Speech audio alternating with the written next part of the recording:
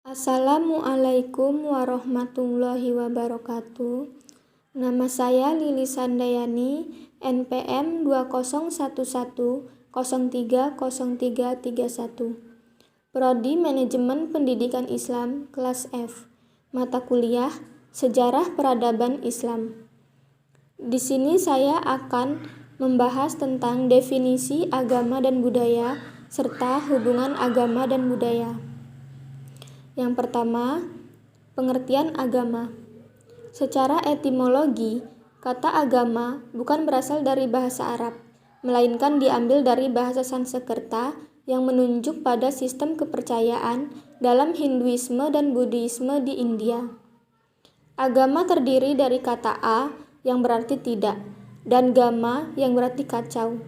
Dengan demikian, agama adalah sejenis peraturan yang menghindarkan manusia dari kekacauan serta mengantarkan manusia menuju keteraturan dan ketertiban atau menjadi jalan serta tujuan hidup manusia. Seseorang yang beragama yakin bahwa sumber dari segala sumber dalam kehidupan karena adanya kemahakuatan Allah Ta'ala yang tidak tertandingi oleh siapapun dan apapun. Yang kedua, pengertian budaya. Budaya adalah cara berpikir seseorang agar dirinya dapat hidup di dunia ini dengan sehat, sejahtera, dan bahagia. Sehingga lahirlah banyak model kebudayaan yang intinya tetap sama, yakni terdapatnya kualitas hidup manusia yang sehat, sejahtera, dan bahagia. Budaya identik dengan seni berpikir, di mana orang yang berbudaya benar-benar seseorang yang telah berhasil menjadikan dirinya hidup enjoy. Kehidupan seseorang dikatakan enjoy apabila telah mampu mengamalkan di kehidupan ini dengan memiliki kualitas dan kuantitas seni berpikir dalam kehidupan sehari-hari. Sebab dari seni berpikir lahirlah cara berpikir, dan dari cara berpikir itu seseorang atau umat manusia mempunyai pola hidup dan tata perilaku yang sejalan dengan cara berpikir yang dimiliki. Maka kehidupan seseorang lebih dikarenakan akibat cara berpikir yang dimilikinya, termasuk baik dan buruk perilaku seseorang juga dikarenakan cara berpikir yang dimilikinya. Dari simpul-simpul cara berpikir itulah umat manusia menjadi berbudaya dan berperadaban. Hubungan antara agama dan budaya. Di sini dapat dijelaskan bahwa posisi agama sangat berguna dalam mengendalikan nafsu umat manusia, agar cara berpikir yang dimiliki tidak mengikuti hawa nafsu, tetapi mengarahkan dan memberikan motivasi kecerdasan supaya umat manusia memiliki cara berpikir yang selaras dengan wahyu Allah Ta'ala. Sehingga semua yang dilakukan dan diaktivitaskan oleh seorang manusia benar-benar melahirkan kehidupan yang rahmatil lil alamin, yakni sebuah jaringan kehidupan umat manusia yang mengallahkan Allah, memanusiakan manusia, dan mengalamkan alam. Dengan kata lain, seseorang yang beragama hendaknya melahirkan budaya di kehidupan ini dengan kualitas dan kuantitas. Seni di dalam mengallahkan Allah, seni dalam memanusiakan manusia, dan seni di dalam mengalamkan alam. Demikianlah dinul Islam mengajarkan tata pola kehidupan seseorang yang beriman kepada Allah Azza wa Jalla dengan hablu minallah, hablu minannas, dan wahablu minal alam. Seni dalam pemahaman yang luas adalah manifestasi dari cara berpikir seseorang. Tidak adanya seni dalam kehidupan seorang berarti pula lenyaplah cara berpikir seseorang dalam kehidupannya. Maka sudah seharusnya apabila seseorang itu beragama, dia pasti cerdas, lagi berbudaya. Dan inilah dasar dari lahirnya akhlak dan adab pada diri umat manusia. Jadi, jelas sudah bahwa dekaden dan merosotnya akhlak dan adab umat manusia juga dikarenakan cara beragama yang tidak tepat. Sehingga lahirlah cara berpikir yang melenceng, jauh dari ketentuan yang telah ditetapkan oleh Allah dan Rasul-Nya.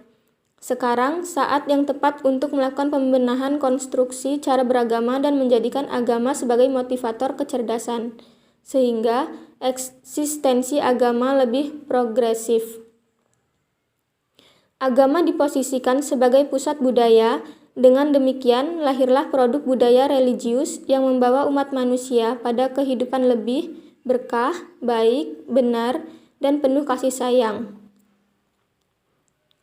Manusia yang progresif karena memiliki akhlak dan adab kasih sayang yang menjadikan dirinya memiliki kearifan-kearifan, yang mana kearifan-kearifan tersebut kehidupannya lebih sehat, sejahtera, dan bahagia. Dan sebaliknya, jika agama tidak mampu melahirkan produk budaya, maka agama menjadi kering dari sentuhan religius. Akibatnya, budaya berdiri sendiri dengan menafikan agama dari proses perjalanannya. Ini sangat membahayakan sebab budaya tersebut pasti melahirkan peradaban umat manusia yang anomali nilai, sehingga manusia menjadi tersaingi dengan dirinya sendiri. Manusia menjadi lupa terhadap dirinya sendiri. Puncaknya umat manusia lupa dari mengingat Allah Ta'ala, di mana manusia tenggelam dalam kehendak hawa nafsunya. Manusia mencintai dunia dan segala isinya, di antara manusia hidup dengan saling berkhianat dan adu domba. Maka dunia berisi dengan manusia tamak dan para pencintanya, inilah awal dari kehidupan dunia yang rusak dan porak-poranda. Tidak ada cara untuk menetralisir kecuali dengan memaksimalkan peran agama dan budaya dalam kehidupan ini.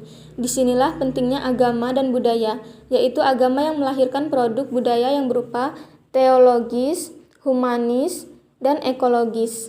Artinya, agama menjadi dasar yang kokoh di dalam lahirnya masyarakat yang berbudaya tauhid, berbudaya saling menyayangi, dan berbudaya melahirkan alam. Seharusnya semua itu dimiliki oleh masyarakat Indonesia. Sebab bangsa Indonesia adalah bangsa yang religius, bangsa yang menjadikan agama sebagai dasar falsafah agama, seperti termaktub dalam Pancasila, Sila ke-1, dalam Undang-Undang 1945 Pasal 29 Ayat ke-1, juga dalam pembukaan Undang-Undang 1945. Bangsa besar karena memiliki akhlak dan budaya yang adiluhung, dengan mengedepankan prinsip triangulasi. Sehingga sangat memalukan apabila bangsa Indonesia menjadi bangsa koruptor, bangsa ruwet, bangsa yang alamnya rusak, bangsa yang masyarakatnya lupa dengan dirinya. Dengan kata lain, negara Indonesia gagal di dalam mengapresiasi agama dan budaya yang dimiliki oleh masyarakatnya. Dan masyarakat ini juga gagal di dalam melakukan pribumisasi agama dalam kehidupan sehari-hari, sehingga lahir budaya-budaya yang sangat jauh dari nilai-nilai teologis, humanis, dan ekologis. Maka, mayoritas bangsa Indonesia yang penduduknya memeluk agama, di situ mayoritas pula hidup dalam wilayah yang tidak sehat, sejahtera, dan bahagia. Sekian materi dari saya. Jika ada kesalahan dalam menjelaskan materi atau pengeditan video, saya mohon maaf pada Allah, saya mohon ampun. Wabillahi taufiq wal hidayah. Wassalamualaikum warahmatullahi wabarakatuh.